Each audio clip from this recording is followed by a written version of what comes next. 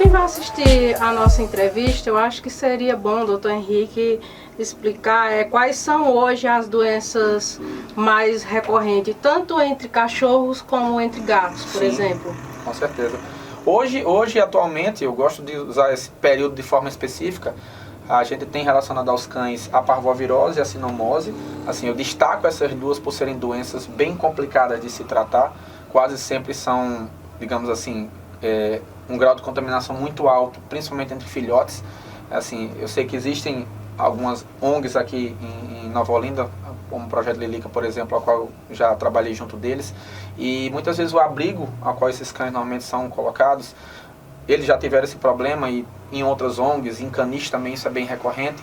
Essas doenças são infecto-contagiosas, então muitas vezes um cão que está contaminado pode contaminar todo um plantel de cães porque ela é bem agressiva. Então hoje o que a gente mais trabalha de recorrência de doença entre cães é a parvovirose e a sinomose, né? Esse período de forma específica que começa a esfriar para a nossa região aqui é um período que ocorre muitos casos de sinomose.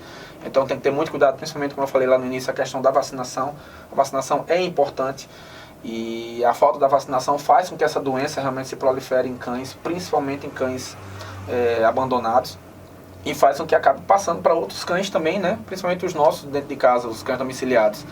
E a leishmaniose. Acho que importante, além dessas duas, né? Que tratadas cedo elas podem ter curas, tratadas tarde muitas vezes pode ser letal. Tem a questão da leishmaniose, que é o calazar. O calazar hoje ainda é a doença mais importante relacionada à questão dos cães, por ser uma zoonose, né? Por ter muito mito envolvido nela também. Até 10 anos atrás não podia se tratar, hoje já se trata. E muitas pessoas, principalmente a questão da saúde pública, ela foca muito na necessidade da eutanásia, coisa que hoje já é proibido, né? Sim. A eutanásia, principalmente entre nós veterinários. E não há necessidade mais hoje em dia, a exigência de eutanásia em cães com leishmaniose, porque já existe o tratamento já é uma realidade, mas existe muito mito ainda envolvendo essa doença. E ainda é para a gente a doença mais importante. Não só pelo fato dela ser muito agressiva no cão também, mas pelo fato dela também ser uma zoonose e poder ser transmitida por ser humano. Então, assim, hoje todas essas 3 doenças como principais que eu citei aqui, todas têm tratamento e tratadas a tempo, podem ser realmente controladas.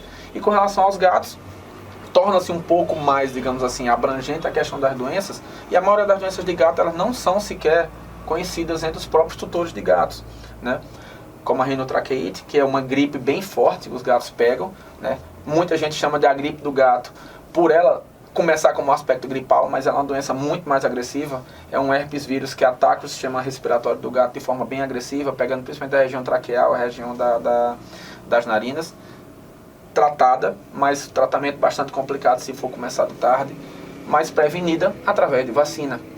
E as outras duas que eu já cheguei a citar na pergunta anterior, que é a FIV, que é a AIDS felina, e a FeLV, que é a leucemia felina. Essas duas são de extrema importância para os gatos, porque são doenças extremamente agressivas, no sentido de que o contato de um gato para outro pode transmitir essas doenças. E a superpopulação de gatos de rua faz com que essa doença permaneça no ambiente e faça com que se proliferem entre outros gatos. Então é importante também o cuidado de manter seu gatinho em casa e evitar o contato com gatos de rua, porque querendo ou não, esses gatos podem ter essa doença e podem transmitir. Nem a FIV, nem a FeLV, ou seja, nem a AIDS felina, nem a leucemia felina tem cura. São doenças muitas vezes também silenciosas, embora agressivas. E assim, a FeLV tem vacina. Então é importante procurar um veterinário para pedir informações a respeito dessa doença. Mas a AIDS felina, infelizmente, não tem vacina e nem tem cura. Então a forma de prevenção realmente é a manutenção do seu gatinho em casa.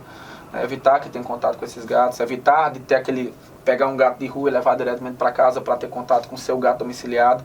Por isso a importância do contato com o veterinário, levar para a primeira consulta, sempre antes de adotar, sempre antes de resgatar, porque muitas vezes essas doenças são detectadas na mesa de consultório. E, como eu disse, muita gente não tem informação sobre essas doenças. E a gente vê muita disseminação, principalmente da AIDS felina, entre tutores e entre casas de tutores com muitos gatos, porque pega o gato, bota dentro de casa, não tem informação sobre a doença e acaba transmitindo para todos os outros gatos. Embora ambas as doenças não sejam transmitidas por ser humano, não sejam zoonoses, mas são doenças que poderiam ser controladas se existisse um programa público de controle de gatos e cães nas ruas, né? Hoje quem faz esse trabalho são as ONGs, mas é um trabalho de formiguinha, porque trabalhar sozinho é complicado, e a gente sabe o quanto esse pessoal realmente é dedicado, mas ao mesmo tempo precisa de recursos né? Para resgatar, para levar para a clínica veterinária, para manter em abrigo, e torna-se complicado esse trabalho em decorrência disso. E a gente busca realmente assim que, principalmente os políticos engajados na causa animal, procurem fazer políticas públicas com relação a isso, né? Para controle do abandono. E hoje a gente sabe que o abandono é uma coisa bem comum, bem corriqueira com relação a gatos, principalmente a gatos, né? E a cães.